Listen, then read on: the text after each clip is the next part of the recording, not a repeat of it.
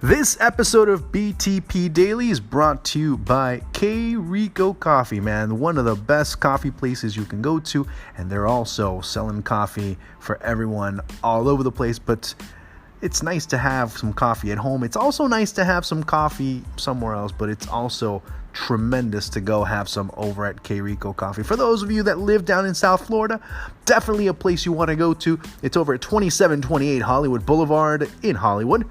And you will enjoy it. JR and the gang have some tremendous coffee, have some tremendous types of coffee recipes and all this other good stuff that you will definitely enjoy. But more what you will enjoy, other than the coffee, let me be completely honest with you on this one, is the people. You go in there, you chat, they talk. What a concept, right? People talking nowadays face to face and, actually caring about what you say. And no need to really look at your cell phone in any way, shape, or form. Yeah, K Rico Coffee gives you that more human experience, that human touch, because they care so much about their craft, but they also care so much about making you, the consumer, happy with your cup of coffee. Whatever type of coffee you might like, everybody has different tastes, everybody has different likes. K Rico Coffee has it for you. K Rico Coffee. It's the people that make coffee good.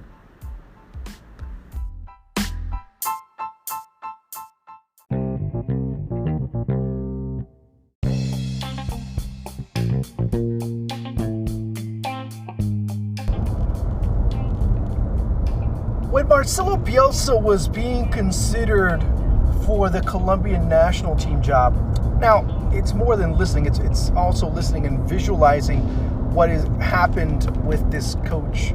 That's probably the most unique, or one of the most unique coaches that have ever been around the game of football. Imagine you going to a job interview where you know more than the boss, where you know more than the people that run the business about how the business is run. Where you come in with boxes of dossiers and you literally explain to the people interviewing, the interviewers, exactly how the organization is run. Well, that happened with Marcelo Bielsa, not once, but on two occasions. Two occasions that are memorable, and two occasions that really establish how crazy Marcelo Bielsa is, therefore, of course, his nickname. He comes in, this was in 2008, 2009, if I'm not mistaken, before he took the Chile job. Went to Colombia. He was the front runner for the Colombian national team job. And Bielsa comes in, brings in about 5 or 6 boxes of dossiers. Dossiers filled with every single notion, every single aspect, every single statistic of a player within the Colombian national team pool. He's not the coach, though. He's applying for the job. He's interviewing for the job. Of course, eventually he says thank you, but no thank you. He wasn't too thrilled about the prospects.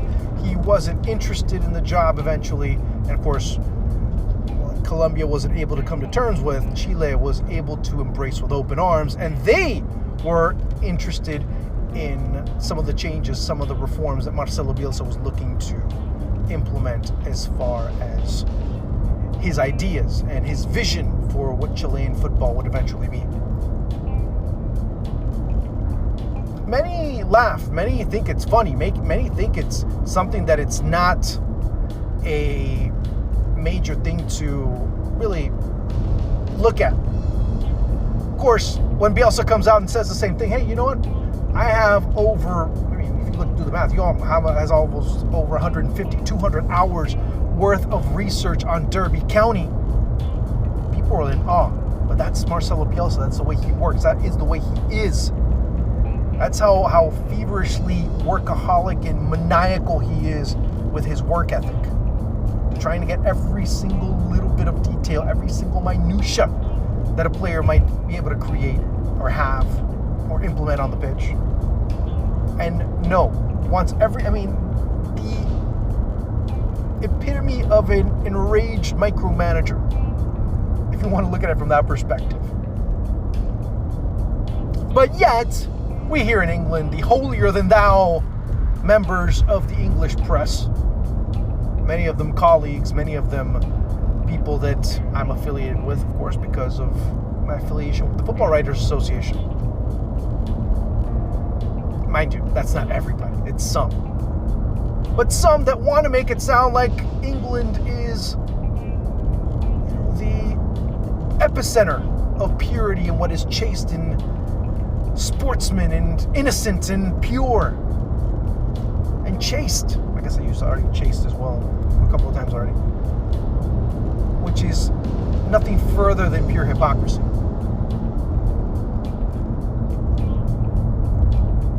Because that's happened before with other coaches. It's happened before in other sports. Or did somebody forget already the scandal at McLaren a few years ago because of the spying that occurred? Or did somebody forget that Jose Mourinho did that as well? Or did somebody forget that Sir Alex, oh my God, I hope Phil's not going to kill me with this one.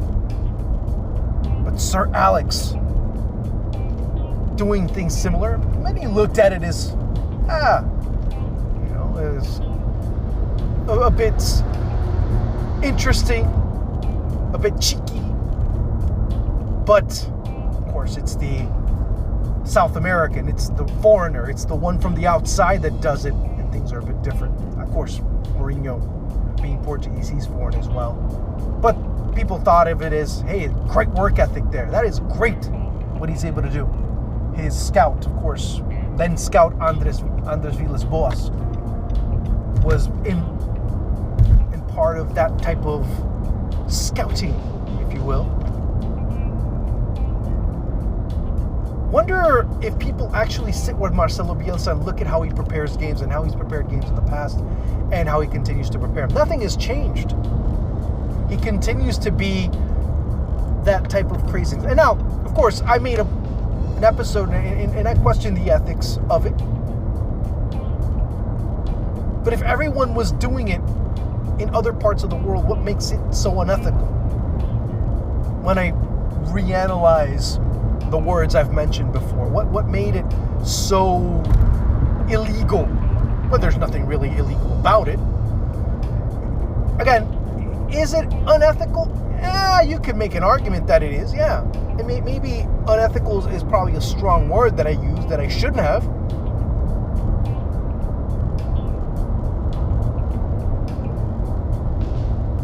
But is Marcelo Bielsa really to blame for I think we still are losing the plot here.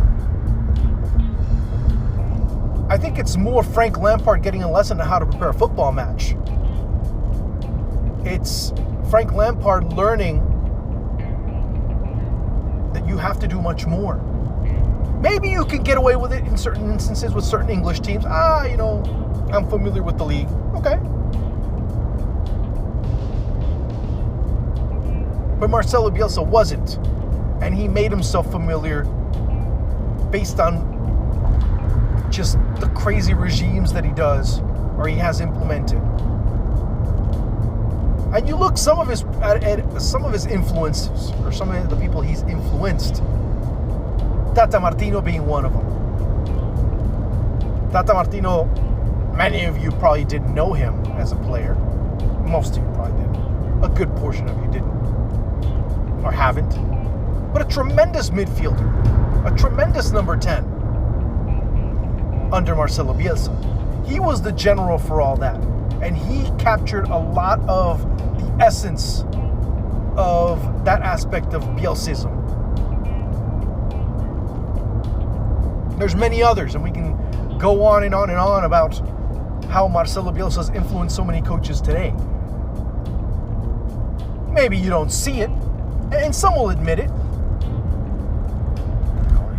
There are certain coaches that have been influenced by Bielsa in certain aspects, and a lot of that has to do with his habits and his routines and his style and his implementation and his vision.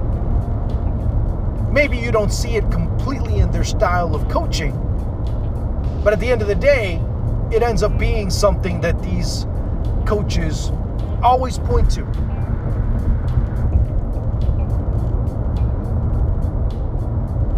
There's nothing wrong with what Marcelo Bielsa did. What is wrong now is trying to make yourself look better at his expense because he's totally different. He does something totally different than you would do. Because it's not the whole point that Bielsa did what he did. Okay, fine, that's done. He admitted to it. Yeah, I did it. And I've also done this, and I've also done that, and I've also and the list goes on and on. The problem lies in the ego. When Frank Lampard says, I'd rather quit, I'd rather not be a coach than to go and use the tactics that Marcelo Bielsa. That's ego talking, ladies and gentlemen.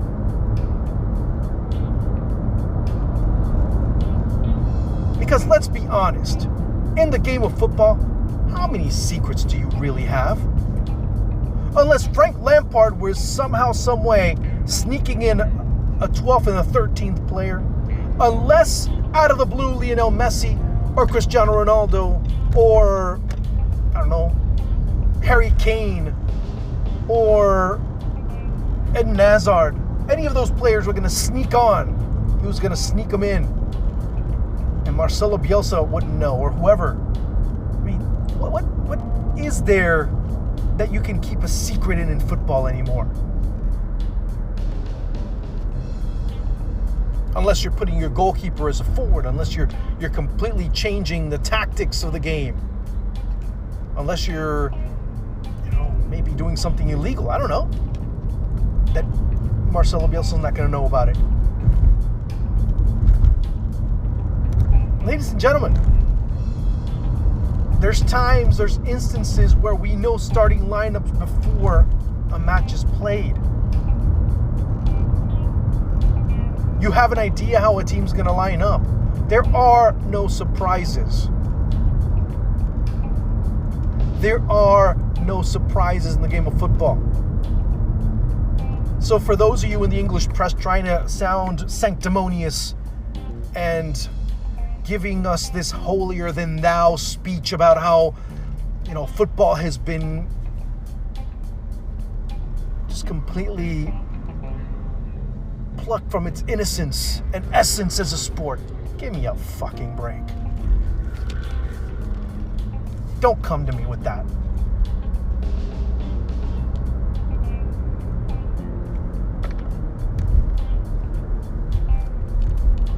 Because you know what? We can look at other countries and we can look at other, and the malandragem, as they call it in Brazil, the slickness, the street smarts, everything else.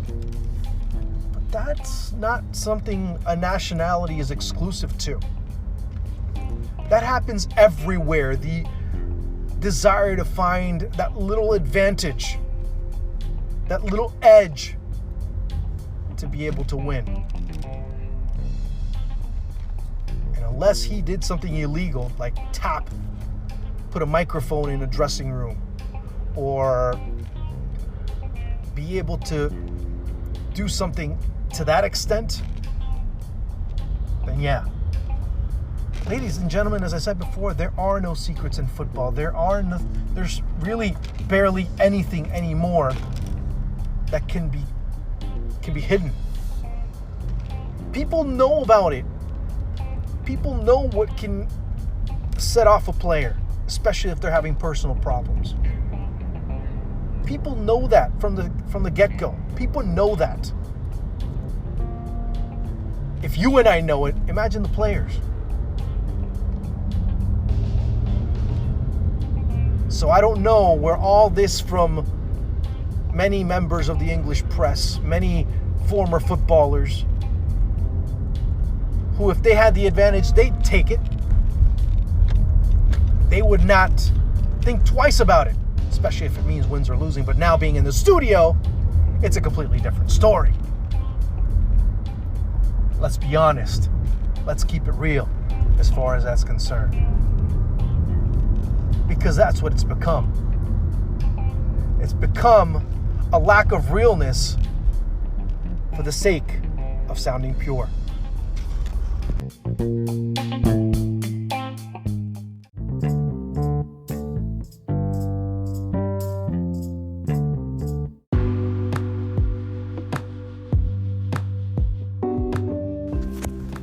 Hey everyone, thank you so much for tuning in time and time again here to BTP Daily.